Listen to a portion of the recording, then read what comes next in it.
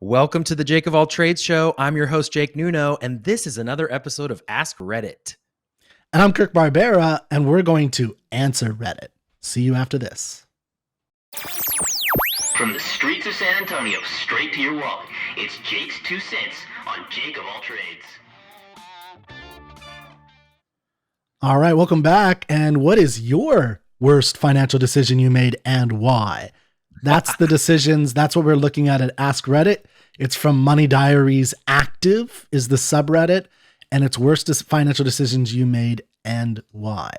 Before we read the ones that we picked, do you have a worst financial decision you made? Probably too many to count. I don't know. Well, that's why worst. Yeah. The worst one. And it's an interesting question, right? Like what makes worst the worst? Because it's not necessarily losing money. Like could be it. It could be losing money. It could be not taking advantage of an opportunity. Oh, it could God. be You can't go down that wrong road. person. It could be. Oh, wow. Man. Yeah, there's so many things. So maybe mine was taking out too many student loans to go to school. Oh yeah, that's what I was going to say. Going to college. For me, we've had this talk on this conversation. I think going to college was generally a waste of time for me. Yeah. And money. Like I paid it off with all the stuff I learned in college. I could have learned elsewhere. It didn't even though I was very outgoing and I met a lot of people, I didn't network in a way that really professionally helped me. The stuff that helped me were the things I did outside of school, essentially the campus clubs, the networking outside of school, the businesses. So I don't think that the school was that beneficial. Right. Where it was really worth it. So I think it was, I should have just been making films and trying to run a business, and that's it. But that wasn't the prescribed formula you were supposed to follow. Yeah, so. Exactly. Yeah. I mean, there's some, we've talked about this. I won't go into, there were some benefits. Obviously I don't want to make it sound like there's nothing, but okay. But let's talk about other people's screw ups. So we don't have to keep talking about. Yeah, exactly. I'm sick of talking about my own screw ups. Yeah, it's time to talk about other people's thing. Okay, so you ready for the first one? Let's kick it off. All right, I'm gonna read this. I'll pop it on the screen in a few minutes, but let me read this to everybody. So the answer is marrying someone with different financial priorities and poor career prospects, and going joint finances with him. Divorce was difficult. He was entitled to a huge chunk of my retirement savings, and I got less than half of the house proceeds in the split because I earned more. That said, it was a learning experience and helped me focus on what I do want. Okay, what are your first thoughts on that? The first thing I thought when I heard about it was, I made that episode about how strongly I advocate for couples to join their finances regardless of financial status. And now this is like watching that materialize in the worst way. Yeah, like there's something, I mean, it's such a complicated thing. Do you know the podcaster Lex Friedman? Very popular. No. Have you heard of him? Okay. He's huge, very, very popular. But he just did a show. I haven't seen all of it. I've seen a couple clips with a divorce lawyer, and like a very experienced, long-standing divorce lawyer. And it was very interesting. But like one of the things he said, the divorce lawyer, was this idea that this is the most common thing you hear. It's not, like when he's at a cocktail party and people find out he's a divorce lawyer, what tends to happen is people want to hear all the crazy stories. Right. Mm-hmm. They want to hear like who slept with whom and who did what to whom and all the craziness. And he has some of those, but he's like, really, this is like what it means. This is what it looks like, is this kind of situation. And, I think it's an interesting problem marrying someone with different financial priorities and what that looks like and career prospects. And like, how do you a test for that? How do you put that into your original thinking when you are marrying somebody, right? Like, should you evaluate that? Right? Should you say that when you I don't know. I think you should. You think you should those discussions beforehand? Because I wonder, reading this, how did the spouse find out that there were different financial priorities like well into the marriage, and he or she just gleaned that from their behavior, or was it stated up front and then they still willingly partnered together, right? Because there's a difference between those two. And I think if you're stating it up front, that's what I always advocate for. You're talking about the financial priorities. Mm-hmm. Right. Hmm. And, poor career. I mean, obviously, I'm sure they talked about what they did for work and what they were trying to achieve, right? Maybe. So, I mean, I don't know. That's but also there could just been like, I don't want to admit that I have zero ambition because I'm trying to seal the deal.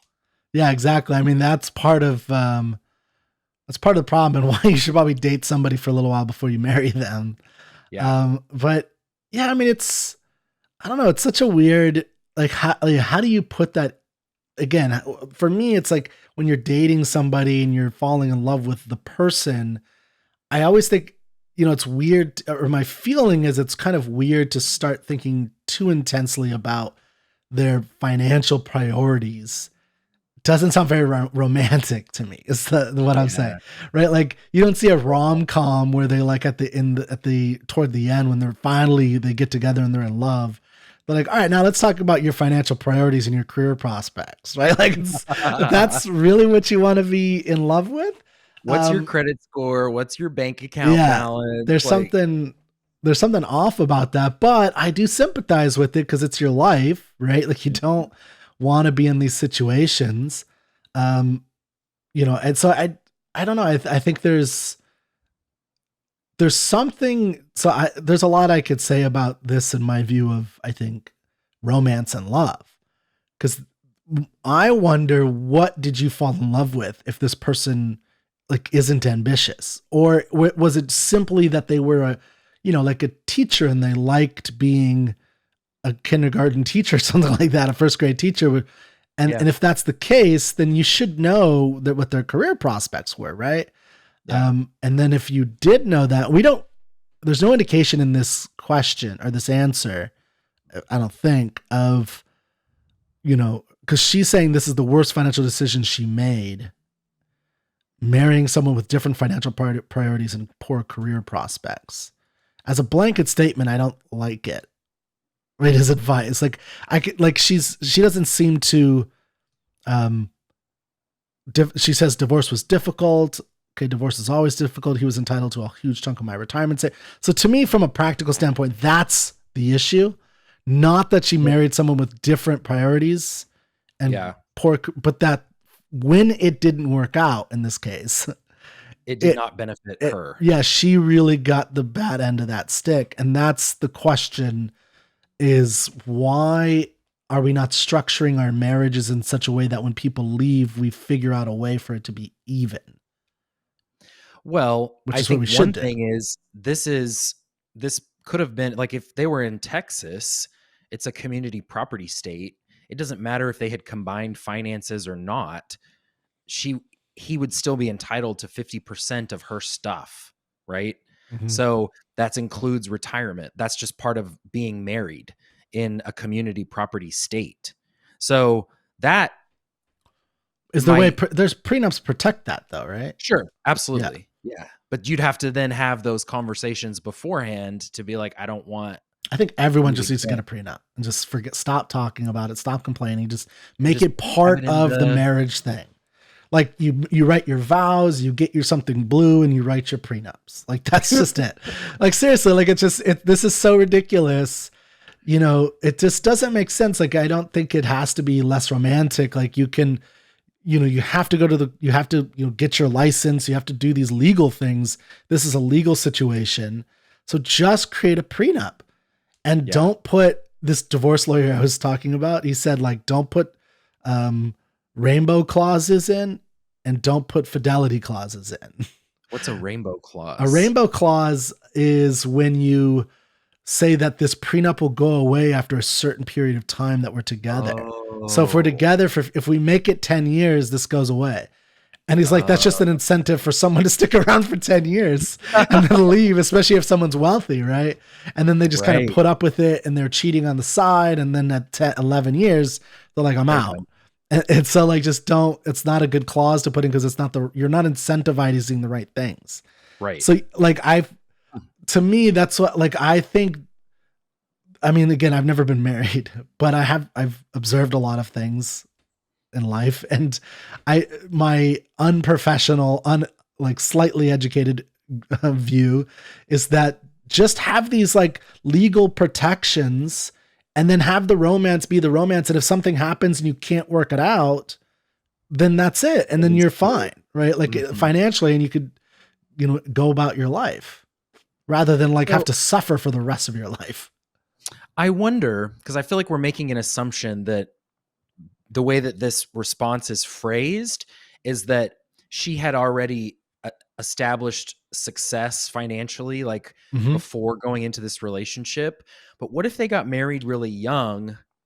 Yeah. And the partner developed habits that weren't conducive to obviously how she defines like good financial priorities and good career prospects, but she had like accumulated that retirement savings while they were still together. Yeah. Yeah. I mean, that's possible too. Somebody like that wouldn't even think about the need to do a prenup because you have nothing. Well, you know what I mean? Like you have nothing. Yeah. You just have so I guess like you're just like saying you're not entitled to something I might accumulate during our time together. Yeah. But that I don't have right now. Yeah. And I think that's a good point. So like if they married at 20 and then she was like, divorce took a chunk of her money, it's the same thing that a man, so this is a woman saying this, men are constantly complaining about the kinds of divorces they have. But the question is, was there a stability, did the man, in this case, the husband, provide a kind of emotional, psychological, and, household stability that allowed her to make more money? Yeah. And like maybe they focused more on her. We don't know. It does happen where a guy will support a woman in those ways and other ways. And maybe he had some baseline job, but he was happy in a marriage and he wanted to be a father. And that's definitely possible. And that allowed her to work. And maybe she realized she wasn't actually happy in that. And she wanted a man that made more money, right? Like it's like these types of things are really complicated. And obviously we can't tell from this, but from this one little statement, we'd have to really dig in with her. But it just, there's a lot to consider, obviously, with these. Yeah. I mean, the thing that I think about is this marrying someone with different financial priorities and poor career prospects is like, what did she marry him for? Like, who was he? Like, for me, when you fall in love, you should fall in love with the essence of a person. Mm-hmm. And if you're falling in love, like, is he adventurous? Does he have imagination? Does he like to push himself beyond his bounds? Is, like, what kind of person is this individual? Is he a thinker? Is he, how could you not see some of that? Even if you got married kind of young and fast, you could see those traits, and people can change, but I think a lot of them are always there on some level. And so that's part of what getting to know each other has to happen. Like, I don't know if you saw in the news, and I don't know why I know this, gossip news, but like, I think, and I haven't looked into this, I think Sophie Turner and the Jonas Brother guy divorced. Yes, did you see that? And did you see why some people said? I mean, I don't know if this is true, but did you see the reasoning? I've seen several different reasons, but one of them was an absent parent. I saw that as one reason. I think, I hate keeping up with gossip, but clearly I do. She filed a lawsuit against him. Oh, that I didn't know. Yeah, because apparently he's withholding their passports, so she can't take the kids back to Europe. Oh, well, you shouldn't do that, but that's weird. Yeah, that's a tough situation. But so I don't know about all that stuff. I guess that makes sense, and I'm sure with these types of celebrities, it's got to be even more complicated. Yeah. But I guess the only one that I read was that he was a stay-at-home person and she was a partier. And she's a young she's a young, beautiful starlet. She wants to go party, and Yeah. the whole world is her oyster. And like, he wants her to stay home. And it's like, dude, you've been in this business for a long time. What did you expect her to do? Like, did you Right. expect her to just sit around and like just sit around all day? Like, I don't know. Yeah. And it's the same thing here. Like, who did you think you married? And Mhm. this is why I think divorce is a good thing, in the sense that it didn't seem like it was a good match. Like, he needs somebody who likes to be at home. Like, I don't think I would want to be with somebody who wanted to go out all the time. all the time. Like, Especially yeah, if you have, like, they have like 3 kids or whatever. Yeah. did they have 3 kids already? I think they have 3, yeah. That Sophie Turner was only married like 2 years ago. Yeah, I think they had at least have 2. Really? Yeah. Wow. Yeah. All right. So, that kind of sets a different expectation too. Like, yeah, it's like that's a lot. yeah. Not fast. I mean, she's like Right. 24 or something. Yeah. Like, all right. I don't know. So I guess like if we're getting anything out of this one, it's basically falling in love with the person. You may not have blatant conversations about like career prospects and financial priorities, but you can glean a lot from behaviors and passions and focus, right? Yes. Very well said. And so that's things to pay attention to when you're I think people need to figure out how to fall in love with better traits. yeah, Like, not that's a good way to put it. superficial traits. Like, Yeah. find like, people need to be better judges of character, right? They need to be better assessors of other people. And I will tell you, as someone who runs a literary magazine, the way to do that is through literature. Because that's what you have to do when you read literature. Is you have to like assess what's up with Mr. Darcy, right? Yeah. Pride and Prejudice. Like, that's like, you have to really think about these things, and that trains you to do that in real life. And that's something that I That's a believe good, is a problem, is people are, the flashy stuff is too distracting for them. And the flashy stuff can be fun for a little bit, but it's flash. It's Right. gone. And then Right. you're left with the reality, and you need to learn how to enjoy that. yeah. That's a good way to put it. Okay. Okay, let's do another one. Let's do the next one. You ready? All right. Okay.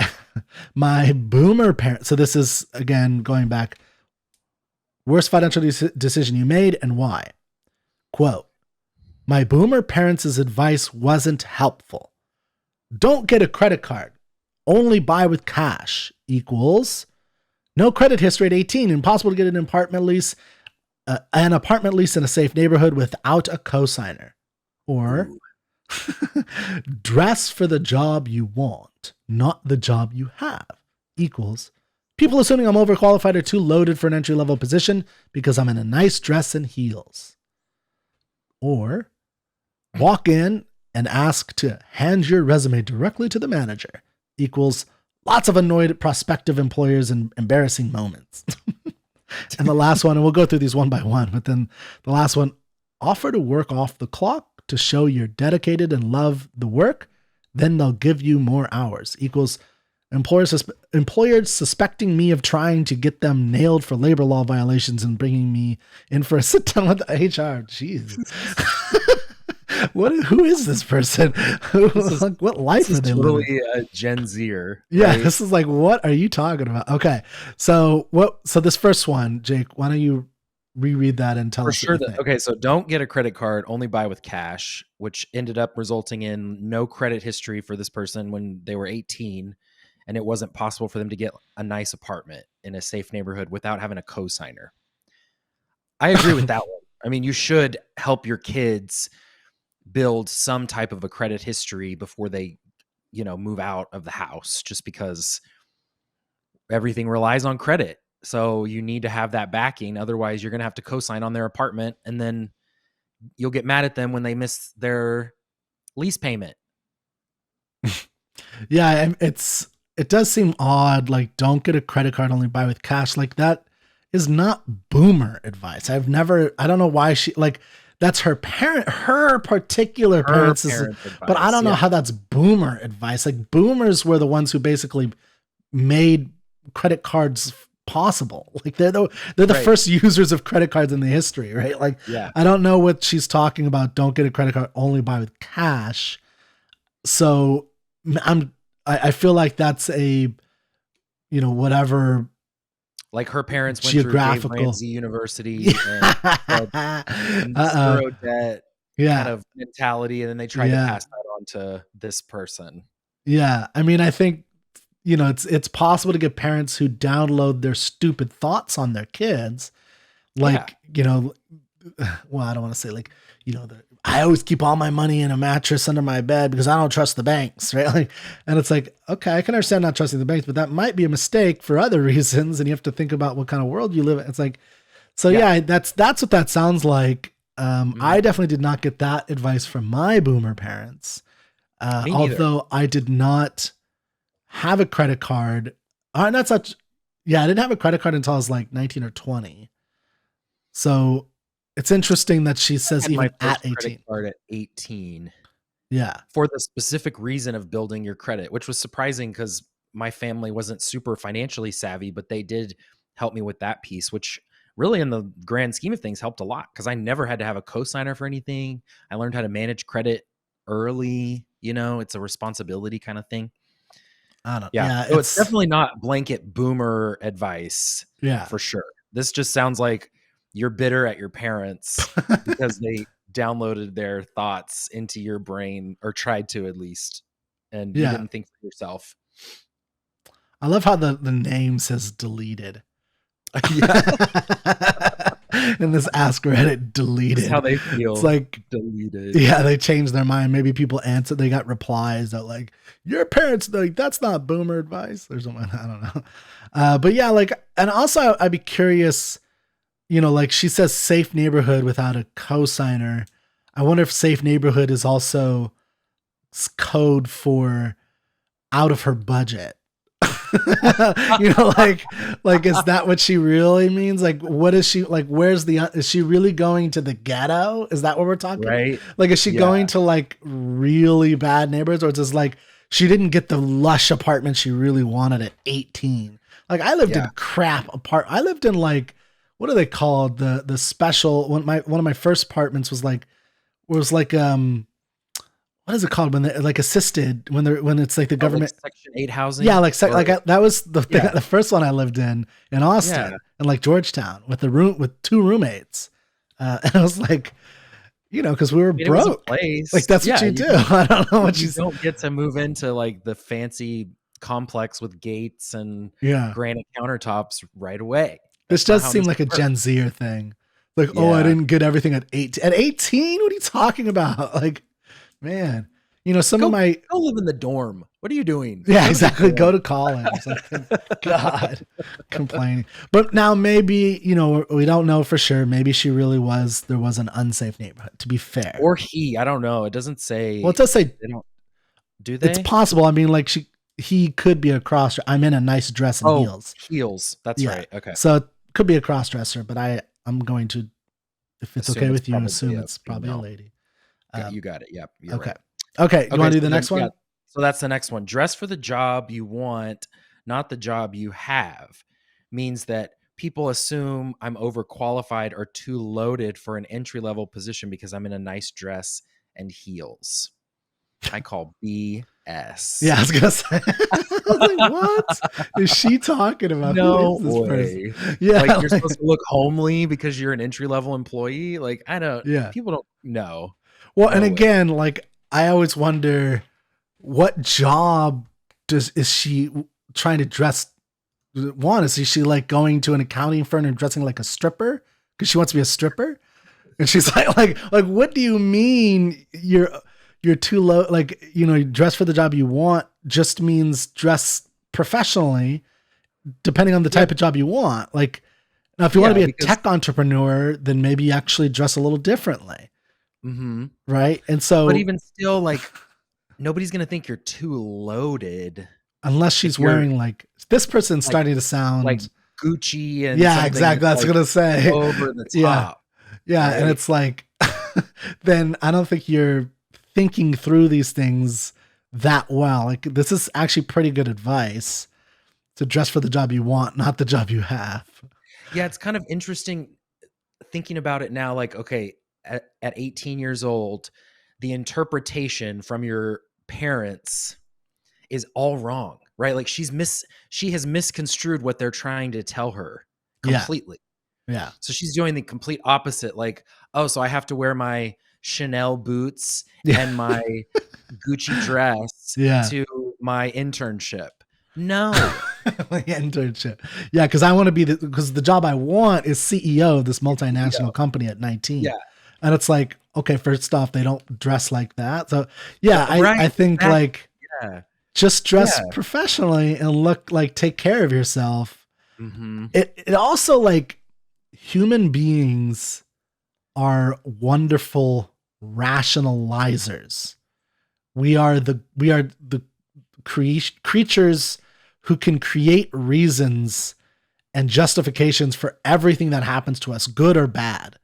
So I suspect she is looking at her past and she's looking at failures, and then she's kind of attaching these things and saying, well, it's my parents' fault because they gave me bad advice, rather than accepting and acknowledging that maybe you just screwed up and you just didn't do a good job, or you weren't at all, like she says, overqualified. Maybe they realized, maybe your employers are not as stupid as you think, and they realize you're underqualified.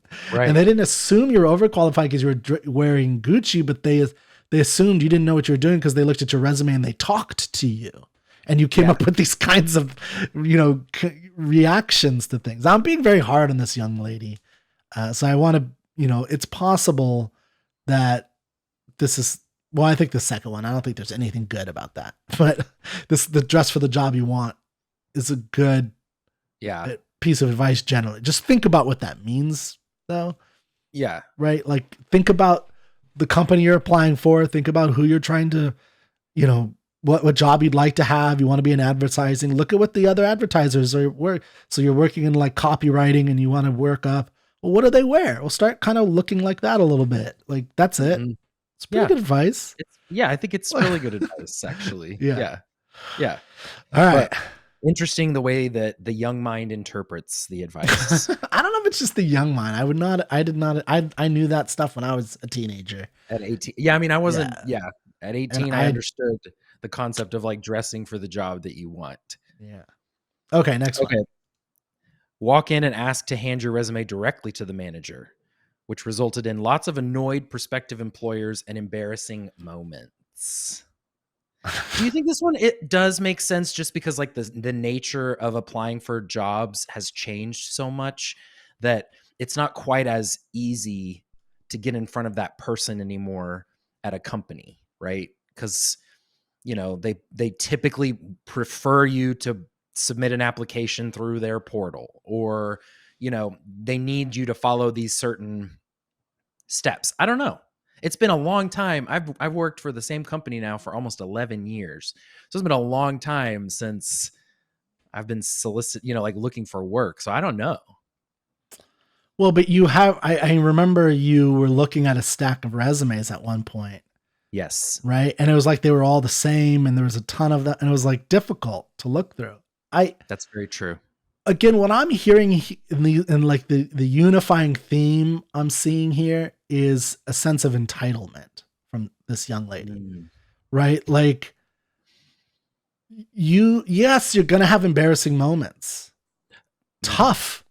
Yes. And this is good advice for like standing out, like get over it. Yeah. It's embarrassing. Like it's not like you're a child soldier. Like get over it. Like Jesus, like this is good advice to try to make yourself stand out, to like just go and do the uncomfortable thing, become a professional, take your own destiny into your hands and say like, look, I really want to work here. I've looked at your organization, Jake.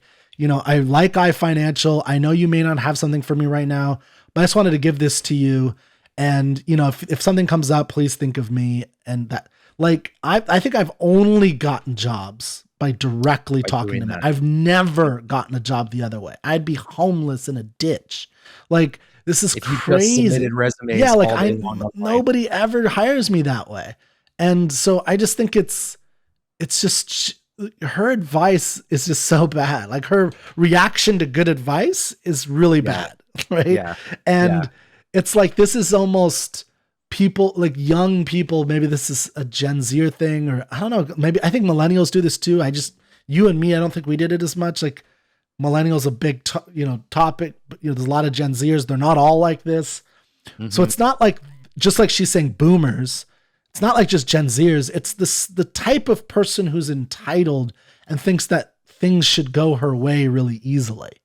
Mm-hmm. Right. And it's like, you're not entitled to not be embarrassed. Yeah, it's embarrassing to walk in and look at a receptionist and be like, I want a job. Right. And just try to say that confidently. Yeah, that's embarrassing. But you have to. But that's what you got to do. It's what being an adult is. It's like finding. So, yeah, I just think like she thinks the world is going to open up for her. Yeah. Very easily. Yeah. And that's not accurate. No. Like, hopefully she learned her lesson. Maybe that's why she deleted. She's like, you know what? They're right. I hope that's why. I don't know. But ouch. This person is going to listen to this episode and just be devastated. I doubt it. She's too entitled to watch a podcast on financial podcasts for millennials. She's like, oh, those millennials they're all boomers. They're all boomers. I'm not going to listen to anybody but myself. All right. Okay. The last one. You know what else is funny? Just before we do that one, thinking about the overall question that's being answered here, worst financial decisions. And this is this 18-year-old's worst financial decisions that they've made in their short little life. I wonder how old she is now, right? Like, so she talks about being 18. Right. When she did this. So like, maybe she's only 21. Yeah. And it's like, come on. All right. So maybe we're picking on the wrong person to some degree, but yeah, still interesting version. Yeah. Of this person. But I definitely like all this stuff. At like 18, I knew this and I was like on board with it, and it's good advice. Yeah. Sometimes advice from old people is good. Like, yeah, like old people actually to be embarrassed, expect to make a fool of yourself because it makes you stand out. Like, yeah. All for it. All right. The last one is a big eye roller. Offer to work off the clock to show you're dedicated and love the work, and then they'll give you more hours. Resulted in an employer suspecting me of trying to get them nailed for labor law violations and bringing me for a sit down with HR. What? Yeah, I was like, what company is she working for? Like, who is this person? Now, I don't even know what to say. That's just so bizarre. Those extra hours, right? Because maybe the extra hours weren't translating into any more productivity. It was just you're just around, and it's like, what are you doing here? Yeah. I mean, I can understand. Well, one, like if an employer is like in some position where they're worried about labor laws, which does happen, right? There may be companies that are like, maybe it's a company and they have a lot of employees, and there are like in labor law, like, people, bureaucrats who work for the government who are labor law. I don't know the word for it, but that's their job, is enforcing labor laws. There are certain industries and companies they look at. Like they go to Amazon all the time because that's the company they're watching. That's the biggest company. They have they have 1 million people working for them. So they're always there. So like part of what a manager and an overseer at a big distribution center might do is be very careful about labor laws and like not going over the line. And so in that case, you have to just accept that that's what they're dealing with, because, having you be a little bit more productive is not worth a multi-million-dollar labor lawsuit. Like it's just not going to happen. And so you need to just acknowledge what company you work for. And that's part of learning to navigate the world.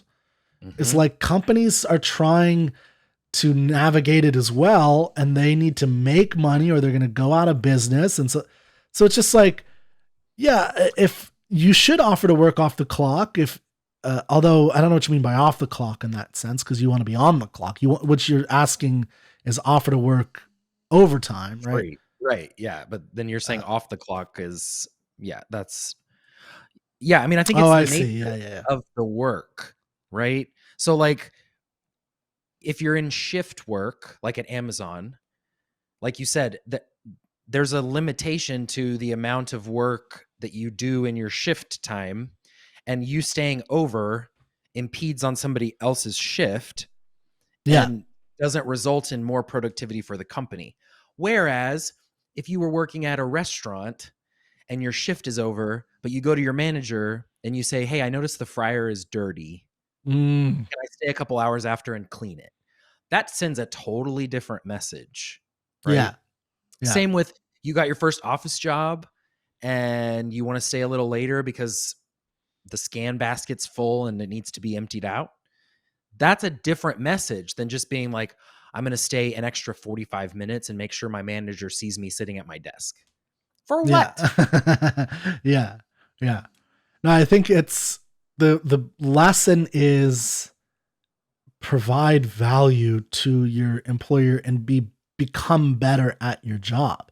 And that's what will lead to improvement and more financial success as an employee.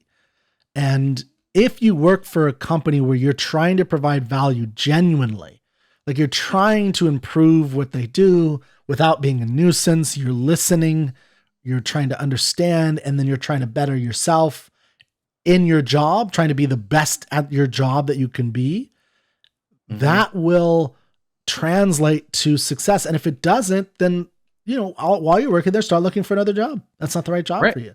Like there's other jobs, there's other industries. As you become better and you build your resume, just bite your tongue for a little bit, just nod and just, and that's the company's loss. The company's going to lose a good worker. And then they have to figure out, why did they lose a good worker?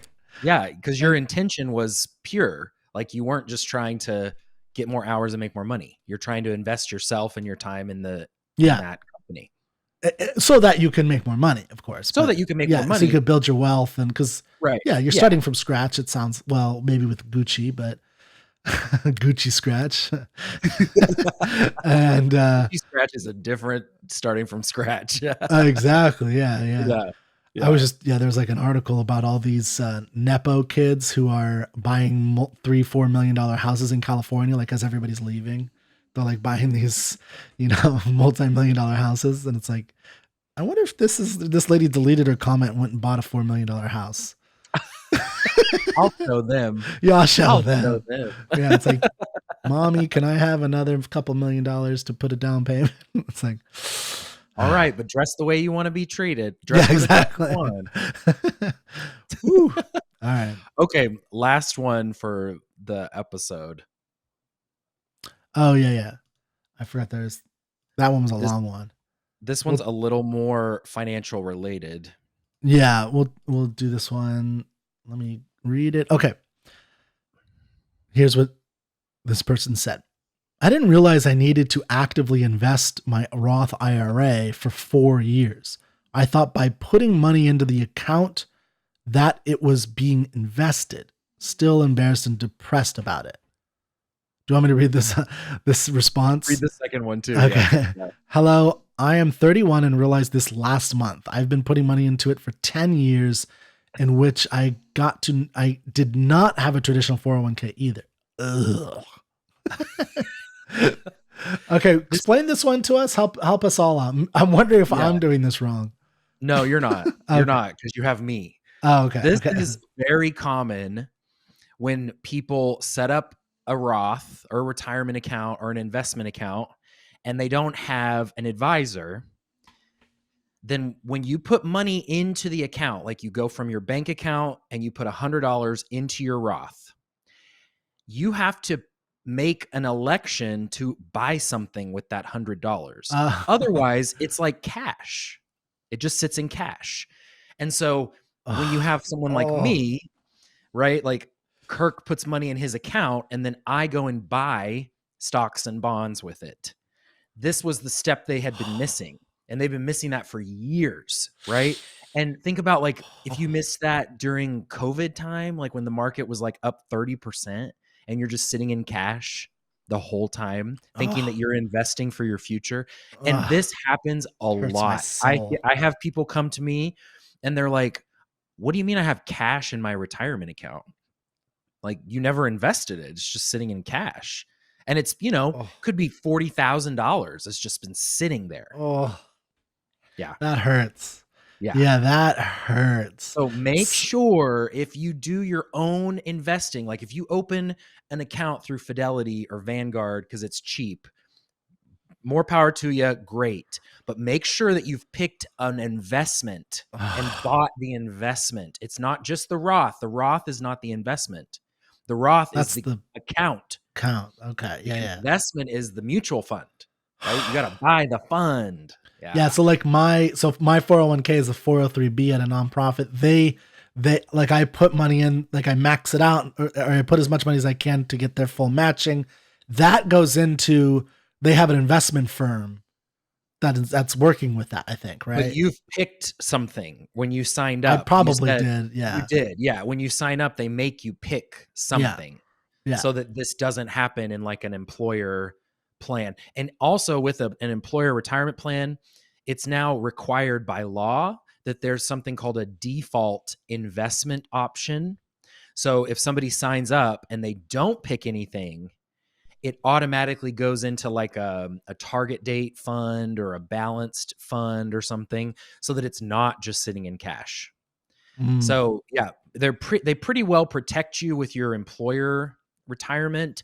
But if you're opening an account on your own and you're not going to pay somebody to invest it for you, it's on you. It's called self-directed investing. And so most of the time people just put it in the Roth and they're like, "Yay, I'm saving for retirement. This feels good. This is easy."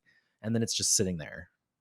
Yeah, I mean, we've talked about this all the time about the being the CEO of your life type thing, like being the entrepreneur of your life, where it's the way an entrepreneur thinks is I'm not good at everything. So I'm Mhm. going to hire people who are good at this thing. And also having people on my team allows me to focus on what I'm good at. So, and have people who help me not miss things. Because the more, huge yeah, right because there. you may even be good with money, but like you can miss things. So you want a team to point those out. That's part of what being an entrepreneur is. And I think that's really valuable. And like you're saying here, I wouldn't know personally. Like I did not know this was even possible until just today. Literally. So he's like, and I'm 38. He said Yeah. 31. Like Yeah. this, I had no idea that was a possibility that Yeah, could like happen. that person's been missed out on 10 years of compound interest because it's Yeah. just been So sitting they in would, cash. if 10 years. We do those those projection calculations, and it's always like, had you started 10 years earlier? That's the right. And I think that's so important what you just said about missing the detail, because this is not rocket science that we're talking about here, right? Now that you would know to do that. But the reality is that part of being the CEO of your own life is the complexities of every other decision you have to be making all the time. And so you may not be thinking about that at that moment. It's not difficult. You just need another set of eyes to be able to be like, "Hey, you missed that. Let's get that in there." Yep. I love it. Yeah. Okay.